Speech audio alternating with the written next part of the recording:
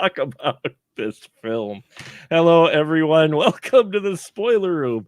Thank you for stumbling down the stairs, pulling up a chair, and not passing out on us as we talk today about a Jean-Claude Van Damme film. Yes, you're getting two this week because I had last night we talked the epic, bizarre film Desert Heat, aka Inferno, which was just that was a film that happened, and that was entertaining. Tonight's movie is in the same vein, and I feel kind of the same way about it, but the entertainment value, well, we'll find out where that sat in a minute, but we are talking about The Quest, 1996. We are closing out Hot Van Damme month here on the Spoiler Room, and I am joined tonight once again from south of the Wisconsin border. Anyway, it is none other than Mr. Ian Simmons. How you doing, sir? I'm doing great. South of the Wisconsin border. South of the Wisconsin border, that other place. The upside down. Sorry. Oh my God. No, later in this movie, there's a scene where James Remar shouts, "New York City!" And I just York thought, City. Somebody get a rope. Yeah.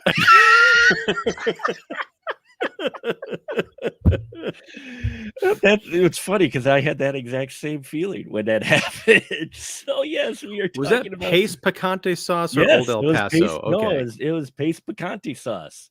Yeah, that's right. New York City.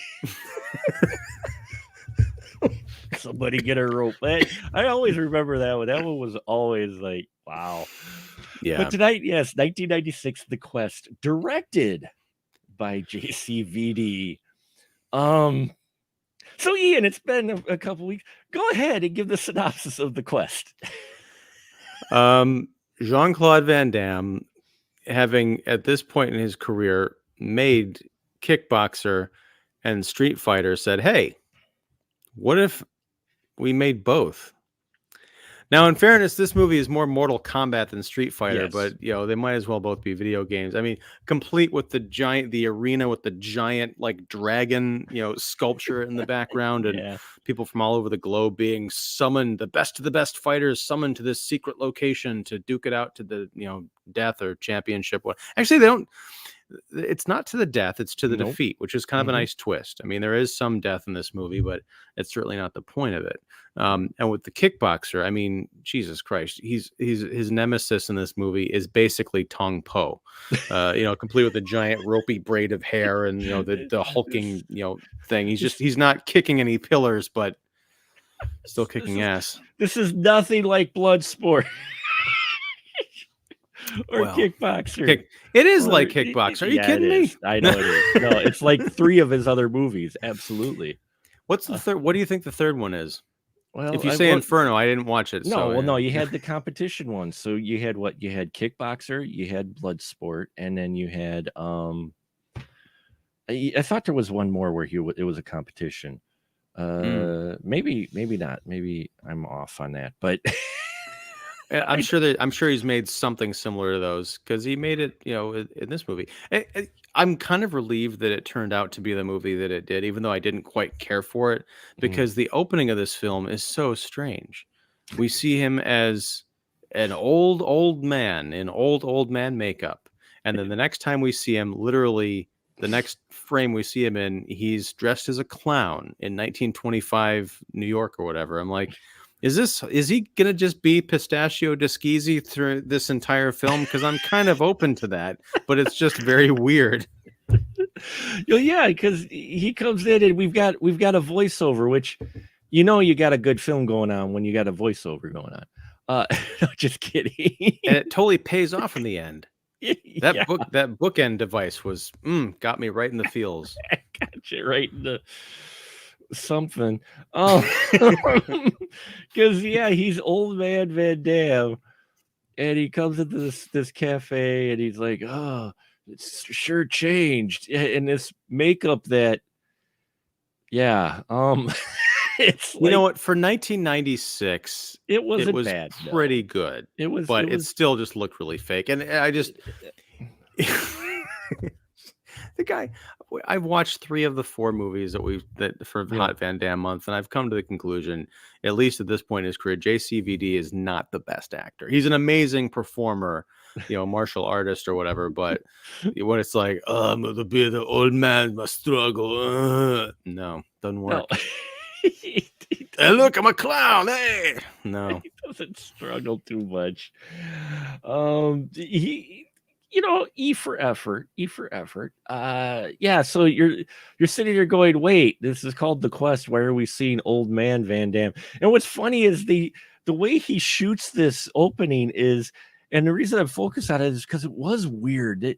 The way they shoot it, it's like, who's this mysterious old man? Because it's shot from the back, and you don't get to see his face at all for like 4 minutes as he's talking with the bartender. But was there any doubt in your mind that it was JCVD? I don't know. I wasn't quite sure who that could be. It is one of those what I call welcome to the movies shots, where it's Yeah. like, if you're surprised by this must be the first time you've like seen a motion picture. Yeah. So then it goes to a period piece, which I like period pieces. I like seeing stuff, especially in like the 20s, in that weird, because usually you do period piece, especially it's like on the brink of World War I, or just after World War I, or just on the brink of World War II is when a lot of the period piece type stuff is set. But this is set in 1925, kind of like in the middle between both, wars to end all wars, which was interesting, and yeah, he's a clown.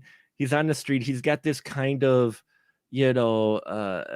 this beggar, this leader of the beggar children vibe going on. He's trying to help them. And there's crime everywhere in the ghetto area where they're at. And he, some reason, comes up with this scheme to steal from the gangsters. Played by, is it Louis Costas Mandylor's brother? Yeah, I think. Yeah. And I just kept imagining him in the soft sequels, but yeah, it's what I was surprised that this was a Universal picture, right. and I guess this is 96, so Van Damme's kind of at the height of his powers at this point, but it's still surprising to see that Universal logo come up. And you're right, the period piece, the 1925 big city stuff, it looks very authentic down to the costumes. It didn't look like they cheated. Like there's not like a lot of close-ups and like, hey, we put some crates in the background so it's old timey. We get like full shots of streets with extras and everything, and it looks great.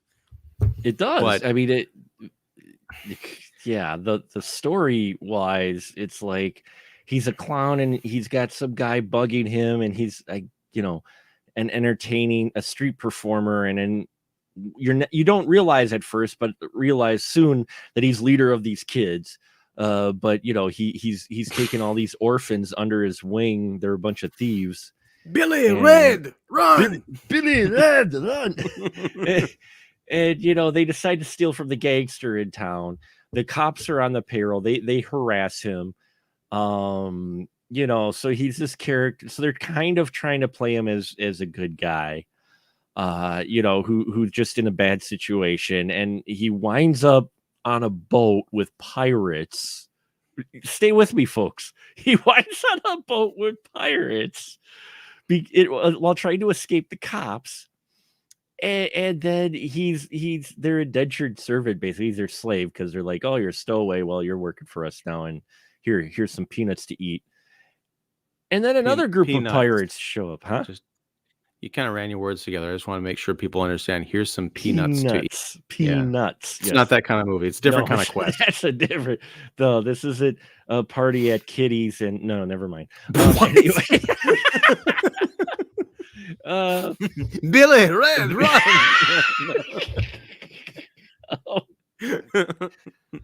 But no, again, when I picked these movies, folks, I picked the Inferno one because all I saw in the trailer was Van Damme in a cowboy hat in the desert. I'm like, okay, I got to watch that.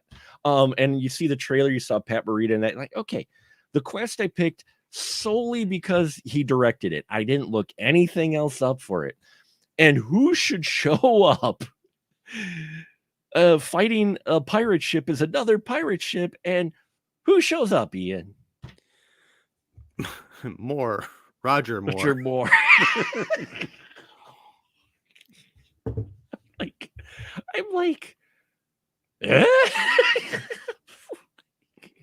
I saw his name in the credits, but I was like, what part is he going to play? And then we see this part, and I'm like, he's a main character. Now, I got to ask you a slight detour here. Yeah. I'm still educating myself on James Bond. Roger Moore is the Bond, aside from George Lazenby, who only did one film. He's the Bond I've seen the least. Oh, I think I watched one of which was the Bond where it's like the opening and there's like a clown involved. It's like from 1983. Oh, well, there were he did a bunch of them. 1983 would have been Octopussy. Maybe that's it. It's one that was like on HBO all the time, and I watched the opening bit a Octopussy lot. And For Your Eyes Only, I think, were played quite a bit. All right, well, but I just know Roger Moore from pop culture as being kind of a cheesy James Bond, so I'm not that familiar with his work. Mm-hmm. I loved him in this movie because it's sort of a comedic, like a roguish role. He's a former, British naval captain, much like James Bond. That's something people don't really know, right? Because they never bring it up in the movies, like at all. But he wasn't cheesy. It was a part that had some comedic elements to it, but I could have watched an entire movie about this character because Roger Moore is excellent in this not so excellent movie. He is. He's full in. I mean, there's no winking or anything. It's just there's no winking. He's just full in. His next film after this was a weird, interesting period in his career because after this he did Spice World. So, which he showed up in. Okay. He was in Spice World. He was basically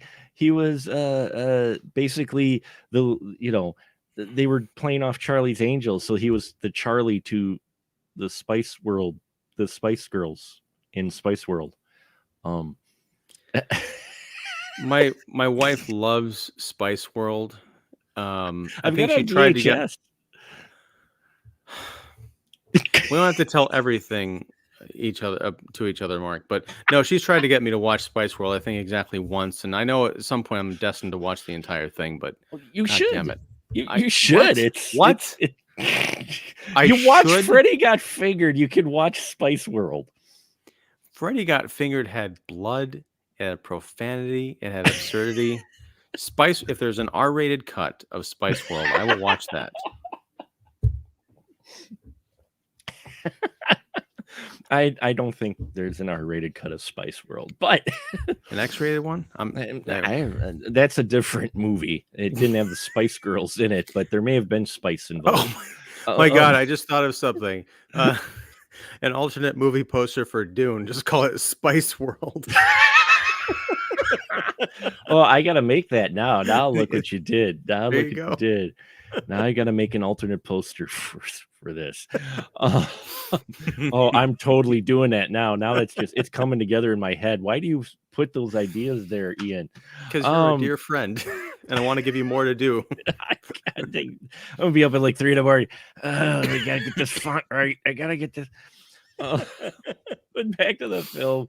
Yeah, Roger Moore shows up, and he's a wild character. This captain who was once part of the British Navy, but he's now a pirate, a thief, and our guy, Jean Claude's character, Christopher Dubois.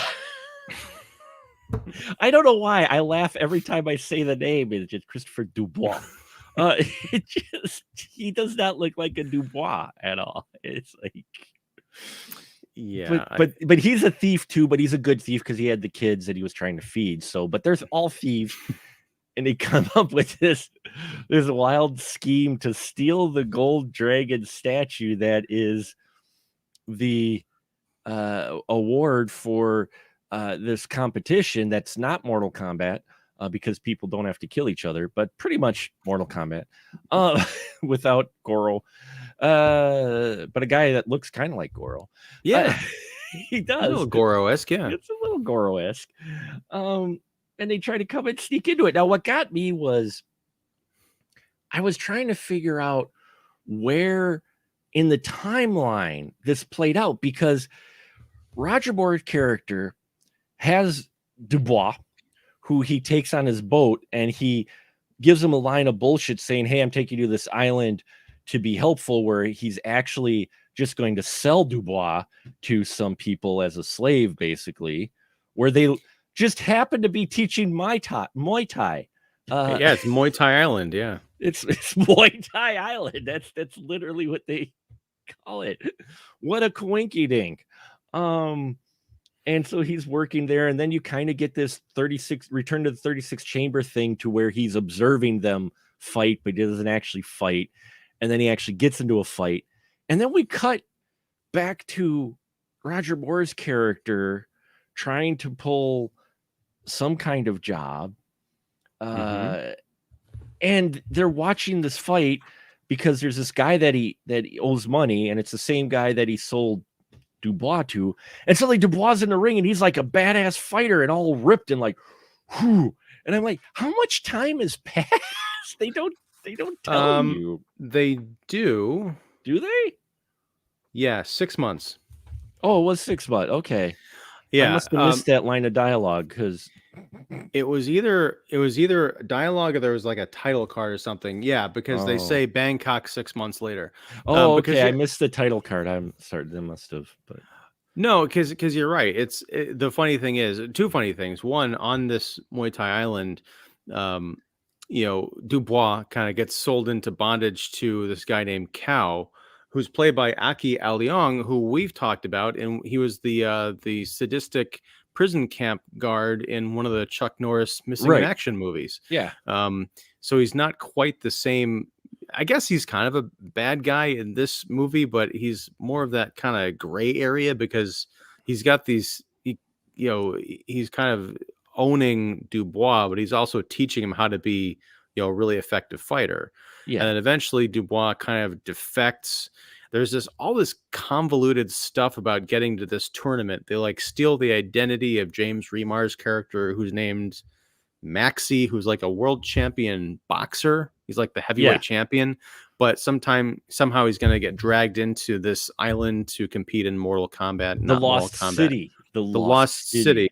Sorry, all due respect to the Lost City. But they sneak in. It's like the plot gets really convoluted into the last half hour, where it's literally just a video game of like, it's France versus Sweden and Germany versus Japan, and like just these people. They put the flags up and everything. It's hilarious. But even worse than that, I don't know how much research they did for this movie. The performances, the fighting, the acrobatics, whatever, are all great. The fight choreography, but the costumes, like the Scottish guy comes out wearing a kilt. The guy from Japan, he's a sumo wrestler. He's this, big fat guy in a diaper. Don't just forget. Not only is he a big fat guy who's a sumo wrestler, but as he moves, there's a water sound effect with him when he moves, in case you didn't get the idea that he was a big sumo wrestler. Now you might think, oh, well, that's comical. You got Roger Moore's character, who's kind of funny, and the problem is the tone for most of this film is not played off as a comedy. No. I mean, they're trying, but it's not established ever. It's more of it's more in the vein of like Indiana Jones, where it's like an adventure with some intrigue and there's some comedic interaction. Like we haven't even mentioned Janet Gunn's character is Carrie Newton. She's the journalist who kind of gets hooked up with this crew and goes to the island as part of this adventure. So it really is this kind of a weird ensemble piece, because you've got Roger Moore's character, his kind of partner in crime, Dubois, this Carrie Newton girl, and then Maxie. It's like the weird version of this hero's journey. Like someone's 3PO, someone's R2. You got like a Han Solo in there, and they're going to penetrate this base and have this big epic fight. But you're right. At the end of this, when it turns into just these fighting sequences, I can't tell if this is supposed to be funny. Like, yeah, we got the Scottish guy in a kilt. I'm thinking, how practical is that? Like, I would Well, think that when you're going to defend yourself against the best fighters in the world, you're going to suit up, for effectiveness, for, to slim down, nothing that someone could say grab and throw you across the tournament with. for everybody talks about how the 90s were the era of PC. Movies did not reflect that, because the when these folks come out from the various countries, they have every tropish caricature to them. When the guy from was it from Africa comes out, they play African drums. Okay, the guy from Spain fights like he's Like a flamenco dancer. dancer. Yeah. He's got his one arm up. He's like, hey, and I'm like, what? What? Huh? And that's the PC trap, Mark, because you might be able to go and interview the people who did the fight choreography of this and be like, oh yeah, we did extensive research. This is how people in Spain actually fight. And like, oh my God, the cliche is real. Yeah. No, but it could also just be like, hey, he's from Spain. They do the flamenco over there. And I get that. And we had this discussion about, the 99 Desert Inferno, Desert Heat, which really had some questionable choices for casting and such versus the roles they play, and we look at it from 2021 eyes, and you look at it from them. But even with this, it's just with the way that this film feels like a jumble, it's hard to gauge if they're trying to properly represent these different individuals or if they're playing it for kind of a laugh. It's hard to say for some of them, series, but it's like, and the fights, unless it involves Dubois, are about 3 seconds long, or about as long as it takes for me to try to play Street Fighter. I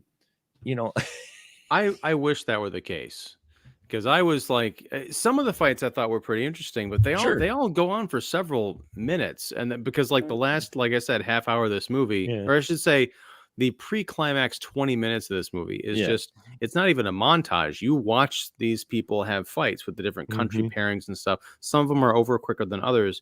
But like the guy from Brazil, I can't remember who he was fighting, but that was some really impressive. I love that acrobatics. That was my favorite fight. One of my favorite fights was the guy from Brazil in that, because it's like, holy crap. Yeah, so I don't think that they were going for a laugh. I just don't think that and I don't think it was cultural insensitivity. I think they just thought, hey, it'd be cool, right? Yeah, we're like just like putting flags on a globe or something like that. This is what this country is. This is their culture. And that's kind of fine. It just plays off as weird. I don't think anyone would have picked up on it in 96. They'd probably been like, hey, look, we're representing different cultures. What more do you want? You have different cultures on screen, and they do, and they have talent. And again, the action sequences are the best directed parts of this film. Go figure, because that's what Jean-Claude Van Damme's strength is directing the action sequences and the choreography. Those were entertaining and shot well. You could see what was going on. You could tell most of these guys who show up in the competition don't have speaking lines. So these are all actual martial artists in their field, or what, that he hired. These aren't just extras. These guys all have talent. Like you said, the acrobatics, I think it was not in the first, it was in the first match, but it was the Brazil against China or whatever, the guy who fought in different methods, which it's okay if you don't know, because Maxie Dean, Devin, will tell you what type of style the gentleman is fighting in at the top of your lugs. He's fighting like a snake. Oh, now he's fighting like a monkey. I don't understand this. Oh, no, he's fighting like a tiger. I like James Remar, but I don't know what the hell he was doing in this movie. Getting a paycheck is what he was doing. Help me out with this. Okay. It's a super secret society that they send like these little Tibetan monks all over the globe to hand deliver these, scrolls, right? Yeah. So Maxie gets his scroll. He loses in a fight to JCVD, and then like kind of hands him his scroll, and then he kind of rides off into the sunset pouting or whatever. And then so we cut to the island, and there's at the door, they're checking the scrolls. So Van Damme and his coterie get in. When the fight is about to begin, they're doing the roll call. All of a sudden, Maxie steps in from out of the shadows wearing his giant heavyweight championship belt over his shoulder. How did he get into that arena? He didn't have an invitation. He's got a photographic memory. He read the scroll and came up to it, And did he duplicate the scroll? What? No. He read it earlier, and so he remembered the path. That's how he got to the Lost City. And no, then he said, I'm saying, how did he? Then he said, I'm the real Maxie Devon. I know he did that once he was in the arena, but how did he get into the building? Because they're checking the scrolls like to get in. It's like, let me see your ID. Here's your velvet rope. He did. There. I know. He got in. He's way too much. He's Maxie Devon. You're thinking way too much. He talked his way in. Who knows? He's a very suave guy. He may have, convinced him that he is the actual Maxie Dean at the guys at the table, and that he was bamboozled, and so that's why they let him in. And so then he comes and presents himself to these guys who weren't at the door when he was talking to him, and so he presents the same thing. I am actually the Max, So, which I thought for sure. I couldn't believe that they went through and introduced every character that was going to fight just about. It's like, wait, they each get their own introduction. How long is this movie? Because they're from all over. It's like, wow, and so it's like, okay, once you get into the fight things, you're like, okay, this is what we were getting to. You could tell Van Damme's strengths are not in any other direction part of this film. The actors make the most of what they do. The reason we're fascinated by Roger Moore is because Roger Moore probably looked at this character, probably whatever direction he might have got. He's like, I'm going to do what I do. He's just, I loved him and Jack McGee's character, his sidekick, his Smithy to his, Dr. Hook, Captain Hook type of relationship. Only he's a lot smarter than Smithy. He's like, yeah, this isn't a good idea, boss. Yeah, I mean, their dynamic is great. He's not just a dumb henchman or a clod. He's almost like you get the feeling that they would have both been in jail if they hadn't been a team, Yeah. But and they do end up actually in a jail. And the fight eventually goes out of the arena once Dubois fights. I'll just call him Tung Po because I never got his name. Oh, the big guy, the big Mongolian. Because Khan. Oh, okay, Khan. Of course. Khan, because of course he's the Mongolian fighter. His name is Khan. Yeah, and for some reason he really does not like Dubois. He's got a genuine Mongolian beef. But sorry. What's spicy level for you on that? Oh, anyway. I don't know, but you could probably tell me about it on the Spice World. But so they end up tumbling out of the ring, and they end up in the town square to finish their fight. And I kept having flashbacks to Prisoners of the Ghostland. I'm like, no, don't make me think of that movie. Fortunately, this was just wrapping up as that fight happened. With Prisoners of the Ghostland, like it just goes on forever. But yeah, I mean, we'll agree to disagree in Prisoners of Ghostland. But anyway, no. Yeah, I know there are people out there who told me to watch Prisoners of the Ghostland because it's quote unquote really good, and I will not. People. Here's the problem. Sidebar. Pig. Everyone is telling me how amazing Pig is. I don't know if I'll ever watch Pig because either the same people who every time Nicolas Cage comes out with a movie, they're like, you have to watch this. And I do. I'm like, this is terrible. No, you'll like Pig. Actually, no, that's the problem is every time they say, no, you're going to like this one. Legitimately. No, from, we've talked over the years since we met, it's almost been 10 years now, since we met, and we've talked over the years, and you've been a regular on the podcast. Thank you so much for the last practically 2 years. I've got a little flavor of what you like. Pig is going to be up your alley. It definitely, not because because you don't get the Cage that you've seen in many of the other Cage films recently. You get a different, the script and the story and the direction. It outside of one really weird scene, I think you'll dig it. But that's a sidebar. Where you're See, just Mark, here's the avoiding to thing, though. talk about the quest. You're throwing this gauntlet down. I feel like if I watch Pig and I don't like it, I'm never going to be able to talk to you again. Oh And wow, I value our friendship too you much to know. watch Pig. No, okay, let's get back to the quest. But I you watched the quest and you're still here, so it's okay. I don't feel The too. quest I'm did not not too feature afraid Nicolas of the Cage. pig. I'm not too afraid of you watching the pig and not wanting to be around us anymore. If you did, I understand. But you watched this film, which has okay, it's his first film. I get it. And he's at the top of his stardom. So he got a budget. There's a budget behind this film, which is actually what surprised me a bit about this movie, too, with the production design and everything. I'm like, there was some money put behind this film, you know, with the boats, because they're actually physical boats, and the temple they had looked phenomenal. The fighting ring where they were fighting, I loved this place, and the production design, everything. It like you mentioned, the period piece, we actually had full street views of people in authentic, period garb, and the buildings in the back, the matte paintings were, there's money behind this thing.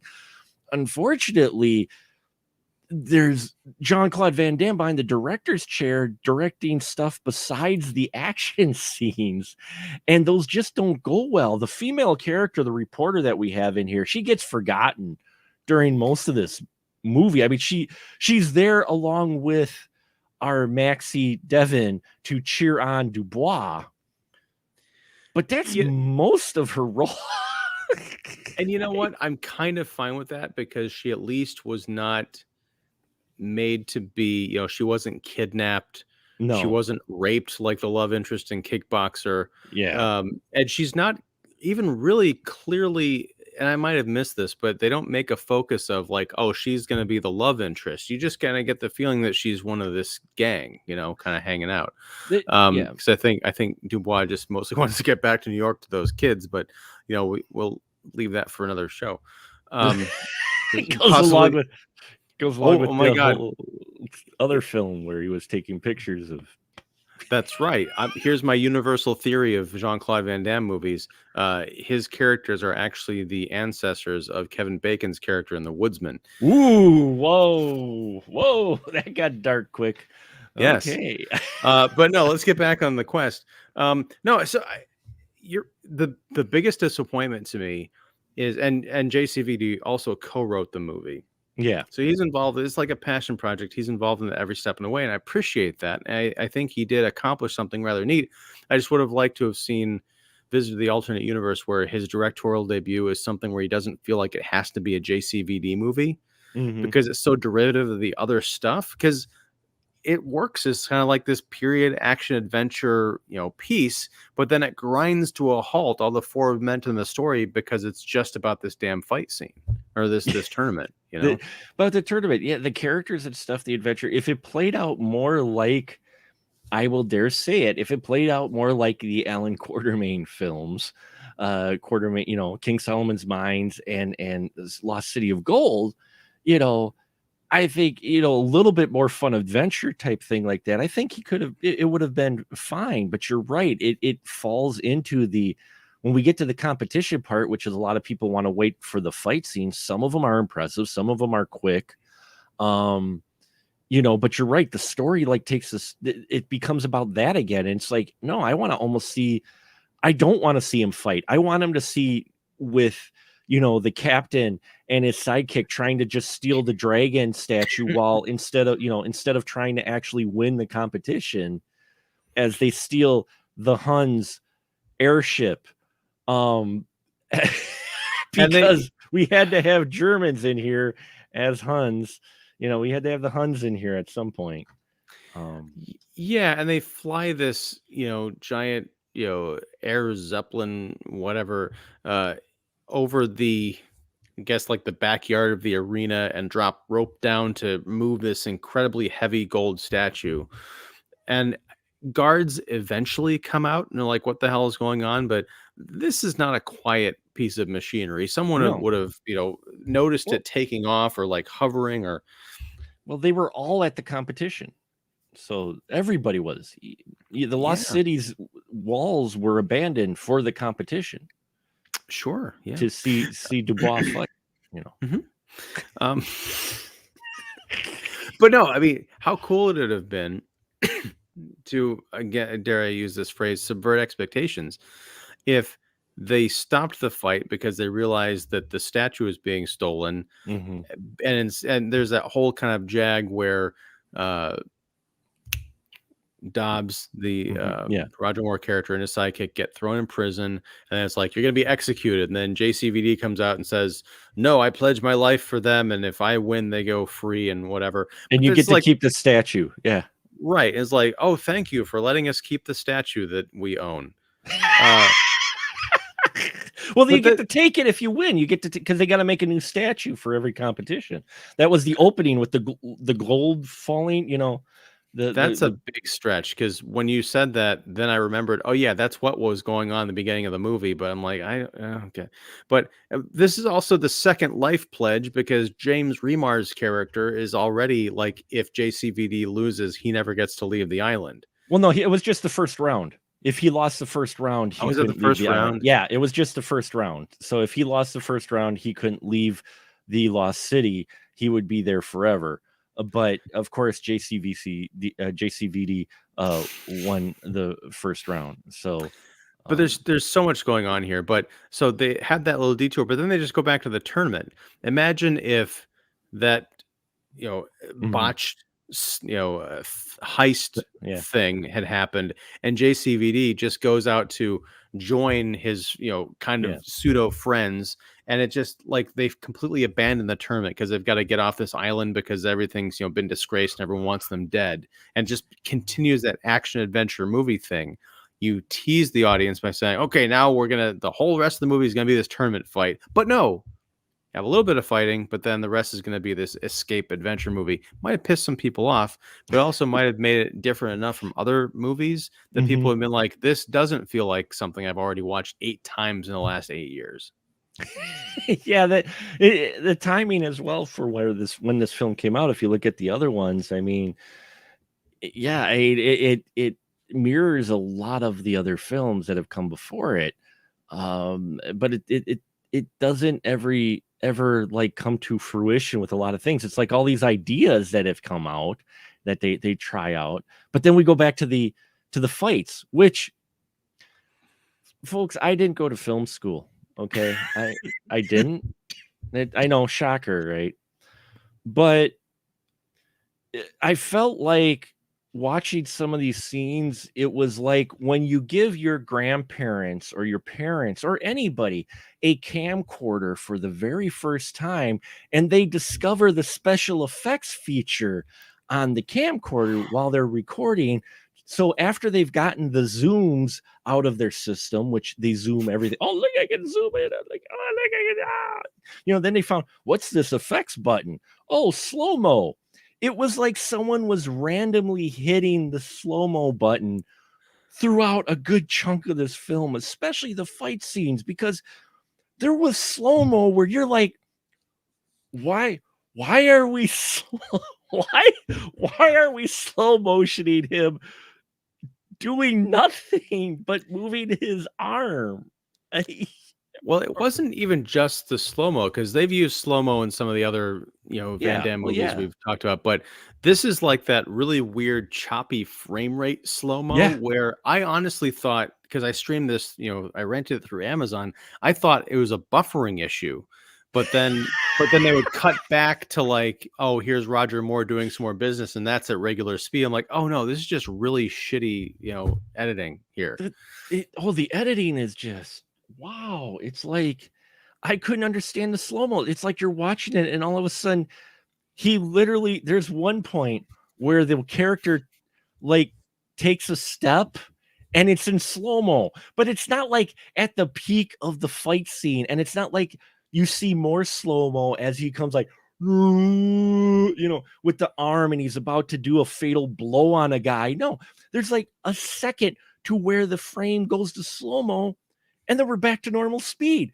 And you're like, why was that slow mode? I had questions. I'm like, what why was that part slow mode? Because nothing at all before and after in movie my watching experience I've ever seen where it's slow mode on nothing. Like there was usually a setup or a reason you slow mo so you can get a good look at what's gonna about to happen. But he literally takes a step to the side and it's in slow mo. I don't remember much about this, big movies from '96 using this technique, but I feel like it was like a glitch. It feels like a fad. Because I know I've seen this used in other movies before. Yeah. I've seen it used more effectively, like in horror movies where like, like the creepy kid, like kind of frame by framing down the hall, but that doesn't work in an action sequence. We're like, there's literally a shot where absolutely nothing before or after it calls for a slow-mo, and it just like 5 frames of slow-mo, and you're just like, okay, all right. And you've built up this heavyweight boxer who's supposed to be one of the best. He got the invitation. He got bested fairly quickly by Jean-Claude Van Damme, which, he's Jean-Claude Van Damme. Okay, he's a boxer, and Dubois uses martial arts on him. And it's like he suddenly realized at one point, oh, wait, other people might use martial arts on me. I might not be suited for this. Well, that's the weird thing. I wondered if Maxie was set up. That could because be. he's very much a patriot. Like at one point he's like, I want to win this. I want you to win this tournament so we can fly the American flag and all this other stuff. But it's clear that he's a boxer. None of the other competitors are coming in there with just one type of fighting skill. No, they're all great mixed martial artists. If he had shown up and gotten in that ring, he would have been, vaporized within the first, couple seconds of the match. So it's almost a godsend that he had this other guy to root for, to represent, his spot. But it is a weird decision because these are supposed to be the best of the best, the champions. But you'd think that whoever in Tibet is putting out this, bat signal to find the best, they would be going for the mixed martial artists instead of like, we're going for the world championship boxer to fight in our mixed martial arts competition. Unless they could just be like, we got the Americans, we kicked their ass in like 5 minutes. That's because they just didn't send a qualified guy. They didn't send a qualified guy. We just did this to embarrass the Americans, maybe. I don't know if he was set up or not, but it was odd that they picked him.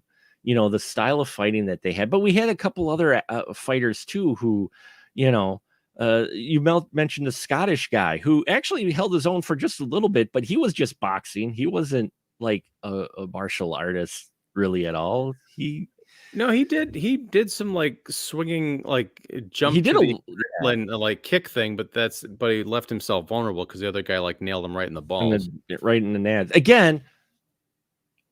You're looking at this film kind of comic adventure with a little bit of humor, and then you get this blatant comedic gimmick of getting kicked in the balls, and he's not the first guy to get backed in the balls. Another guy later on gets smashed in the nads. It's like, wow, these guys, they pull no punches. Literally. But his choice, them choosing him was weird. To get him into the fight, it's random ideas. It's like there's not quite some cohesion here, really. It's their journey to the Lost Temple was interesting because they first ride in was it vehicles that they were in? Yeah, they were in vehicles, and then their vehicles got stuck. So then they get on elephants, and then they only take the elephants so far. Then they get on horses. And I'm just like, what? It's weird filler, but it's fun Yeah. because it doesn't feel like a Jean-Claude Van Damme movie. No, And not until it yeah, does, and then it's just until like, it oh, does. yeah, yeah. Yeah, and then it gets to the, to the fights, which, uh, there are points where Dubois looks like he's going to give up, but he looks to his friends who are cheering him on, and that motivates him to get up. And then when you look at it, and I understand films, really, and you do get this in a lot of action films. It happened in fucking Desert Heat, the other film. It was like JCVD is freaking just annihilating guys until he has to fight the last bad guy, and suddenly he's forgotten how to fight for a minute, and he's getting his butt kicked. It's just like in this movie too. Yeah, I understand Khan is a big guy, the big guy and the bulky guy or whatnot, but still, I'm just like, you could have taken this guy. I he was a bit more of a threat, I will say. And then in some other films, this guy did feel like an actual fighting threat to JCVD, but at the end, you're still like, yeah, it's I don't know, it just Well, I gotta say, Khan, there's not a lot to his character, of course, but in that sort of climax of the climax, when Mhm. JCVD really finds his strength, and he's just like punching him left and right in the Yeah, face. That stuff was really well shot because the whole time yeah, I'm it was. thinking, I'm concerned for the actor. Like, it Mhm. shows the character is like a mountain of a man that you have to just like pummel in order to get him to get slightly off balance. But it's filmed in such a way that you really like see and feel those hits. And you're like, how did they film this? Yeah, and that's Because the it didn't thing look like is they were cutting a lot. It's not like montage style. No, you're right up mm-mm. in there. And that's the thing is, nothing wrong at all with any of the action sequences, the way they were choreographed. And you could tell that was his strength because, yeah, he knew exactly where to put the camera and how to choreograph this to make it look legit, like he's legitimately beating the snot out of this guy's head. You're just like, you forget for a minute you're watching a movie because he's like, he's pounding the guy in the head. You're like, whoa. Yeah, you know, and especially some of the kicks, like the kicks to the knees and that the guys take, you're just like, ow, they're directed with some weight and some power and some gravitas to these fights. And I loved how the action sequences were directed and even where you do get a little comical where he gets in the final fight where they take it to the streets. They look towards the main elder who is running this and they see if it's okay for him, and he's like, at first it almost looked like he was like, huh? I don't know. But at the same time, he's like this, like, okay, you could take it out of the ring to the streets, and you get that whole, you don't see what's happening, you just hear the sound effects, and then all of a sudden JCVD gets thrown out, lands on chickens. Yeah, Uh there's like a long they're like going through a string of houses, just like yeah. fighting their way through these buildings, and it's just like spectators almost like following a train in the movies. It's like, Mhm. whoa, going over here and going over here. Yeah, it was kind of cute. I did I like am that they landed in a chicken coop. I am impressed that his signature kick was not actually the finishing blow in this film, like many of his other films. It's like, it was the turning point of sorts where he rocked Khan back and forth, but it was not the actual kill blow this time, or kill in quotes blow, because only one guy or two guys get killed in this film. So Yeah, and that was at the hand of other Khan, people. yeah. Yeah. Um, yeah, I like that Khan survived, just kind of like down the ground, like looking up, like, oh. I did miss that from Kickboxer, the spectacle of JCVD with his legs still up in the air and Tong Po. We discussed this Yeah, on the yeah, ground, like direct line of sight to yeah, JCVD's taint. Uh, if they're gonna remake Kickboxer, put that in. yeah. That's all I'm saying. Well, and we do at no point, and with all the slow-mos, he disappointed me though, because with all the slow-mos that we got in this film, you took I that's what I love about you, and you take notes. You're That's beautiful. That's really beautiful. You took notes on the quest, but we don't get the universal slow-mo in this movie. We did get um, almost a direct shot for shot remake of Kickboxer the scene where his brother gets his back broken, because That's there is a true. shot when Not Hmm. Tong Po has a guy and he brings him down, and it's not as prolonged, which is disappointing. But we do see JCVD in the sideline going, "No!" No. But it's just for like Yeah. 2 seconds. Yeah. So like, no, draw it out. I want to see this. Because in Kickboxer, you're like, no, Yeah. like you were saying, it's beautiful. That's cinema. That's right there. That's cinema right there. That's art right there.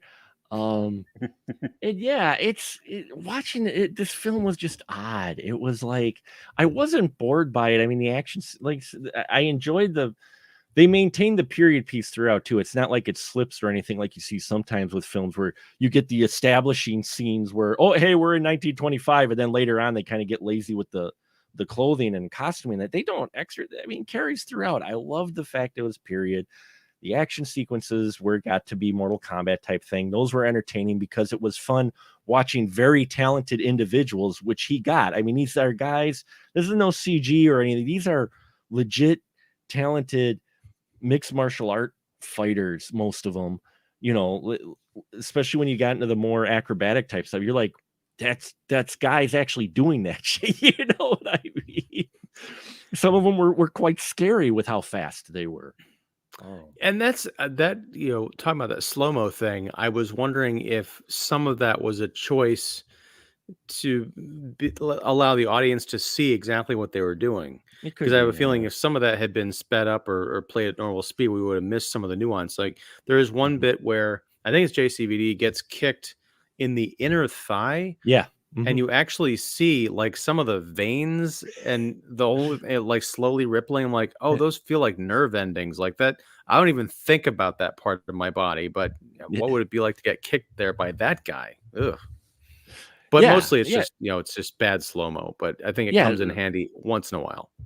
Yeah. Oh, during certain scenes in the fights, yeah. But then there were the other random slow-mos that you're just like shaking your head like, did you not forget to trim that out or whatnot?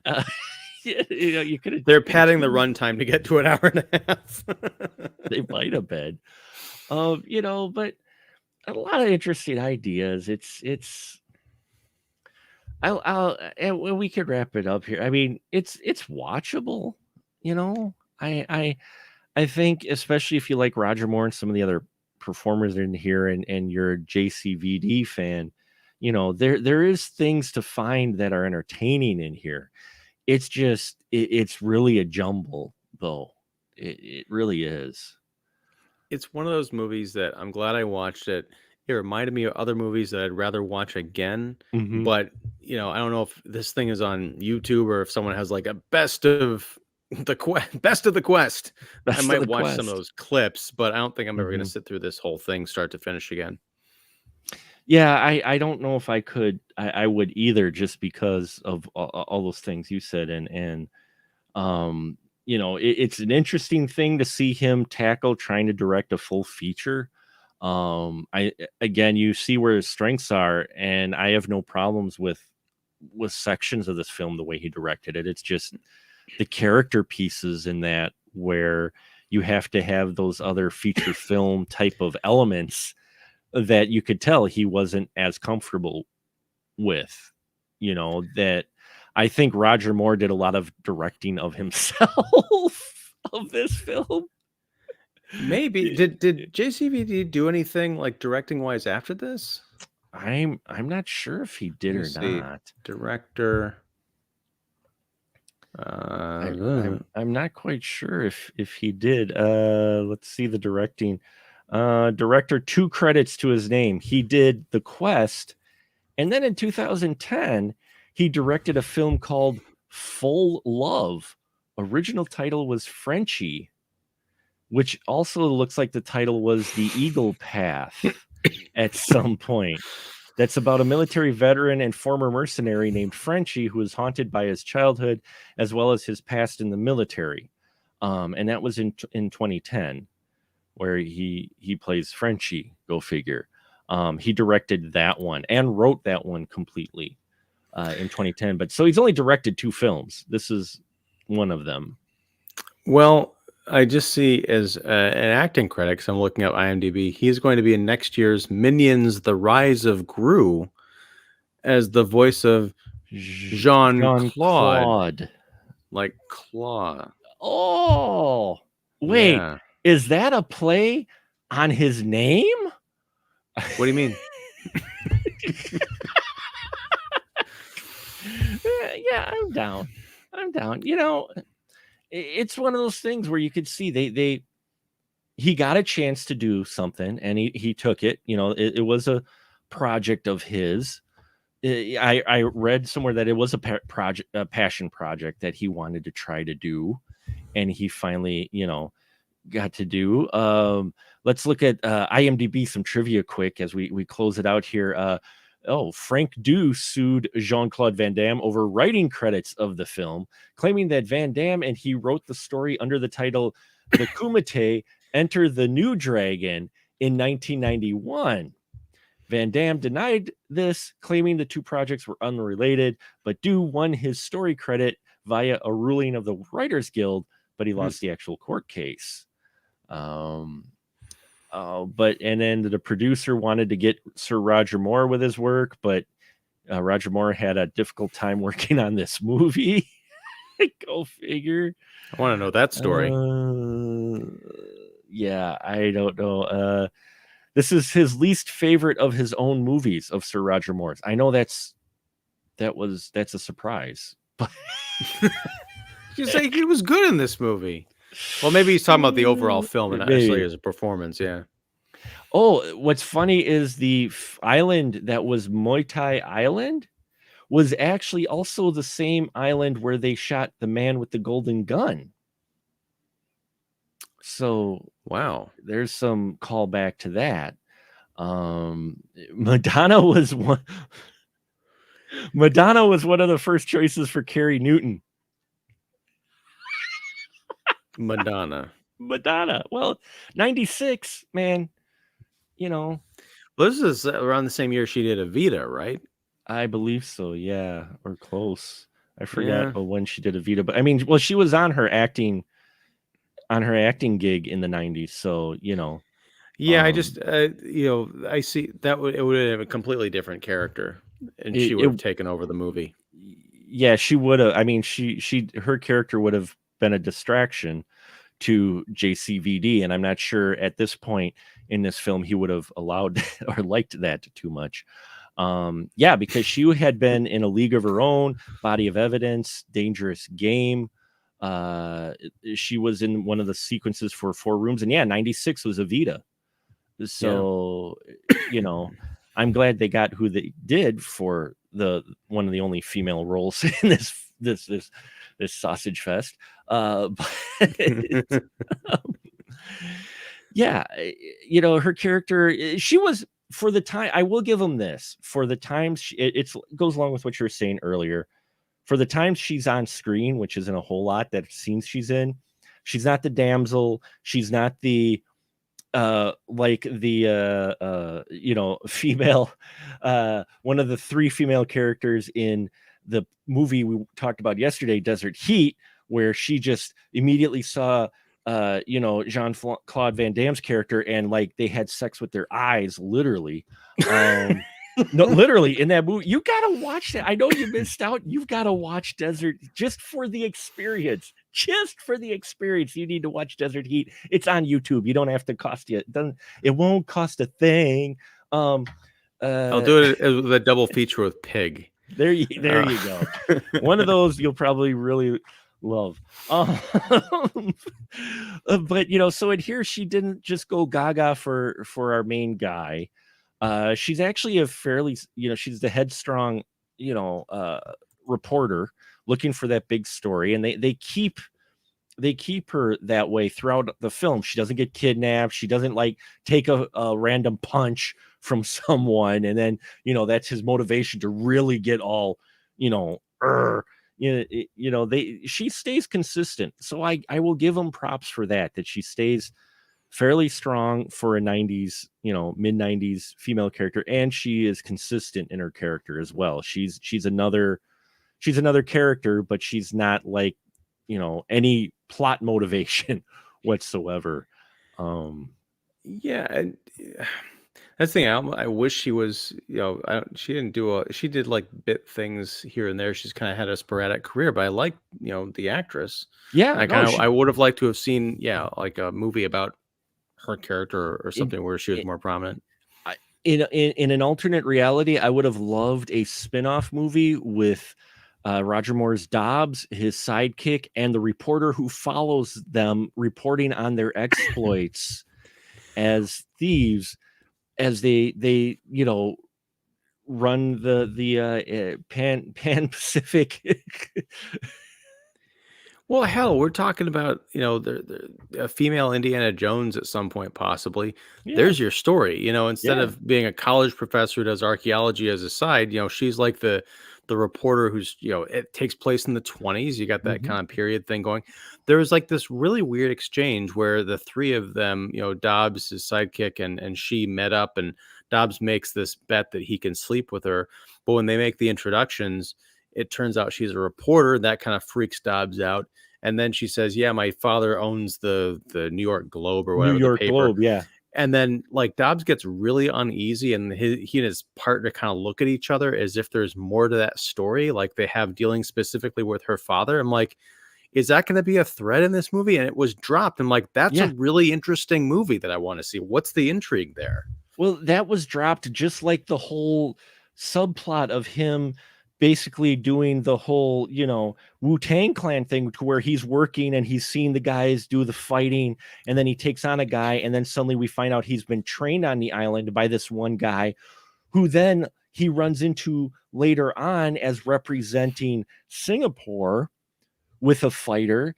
And that guy's disappointed that Dubois is going to go against them after he's taught him and taken Dubois, never mind that initially he got bought into slavery for the guy, but hey, he trained him in the ways of Muay Thai, and now he's going to fight against them, which I don't know. But that story was dropped too because they end up sitting next to each other, kind of be buddy buddy, doing the nods like the bro nods, and he never ends up fighting him. Yeah, see, there's like 2, possibly 3 movies we just talked about There that should have been this movie. there are like 3 or 4 ideas, and that's what I mean. It's a jumble of ideas that I think, and I'm not. It was his first time directing. Okay, I'm not going to slam him for that. There's elements I enjoy, but I think in the hands of a different director, a more experienced director, even if it was the script that JCVD wrote, I think in the hands of a different director, this film would probably be talked about more in a better positive light than what it is. Yeah, I agree. Because there's a lot of potential here. It's just the inexperience of trying to direct a full feature. We discovered, I keep bringing it up, but it's funny because both these films are kind of looked at as part of, his waning career of, his missteps. In Inferno, apparently he recut the film that the director of Rocky initially shot, because Desert Heat was directed by the director of Rocky and Karate Kid. John Yes. Avildsen? Yes. Wow. And JCVD recut it? And apparently, because his first cut was a big deal and it got great screenings, but JCVD didn't like the way it was, however it was, didn't like it. So he recut that film, and you got what you got, which, yeah, it needs to be seen. So listen to that, and we're gonna wrap it up here, folks. The Quest, yeah, it is what it is. If you're a fan and you're looking for completionist, you can watch it. It's 90 minutes and change, I think, about that. So it's not too long, and you have some fun moments, but it's not going to have probably the rewatchability that some of his other films have. What's your final word with this, Ian? Watch it, sure. The more I talk about it, the less I like it because of all the potential story ideas of like, man, that would have been really cool to see. But yeah, I'm happy to put The Quest to rest. Ooh, nice. Yeah, and then especially with this budget. The budget that they put money behind it. So what could have been and what we got is always interesting with these films that we watch. And this is definitely one of those where it could have been. It could have been a contender. Um,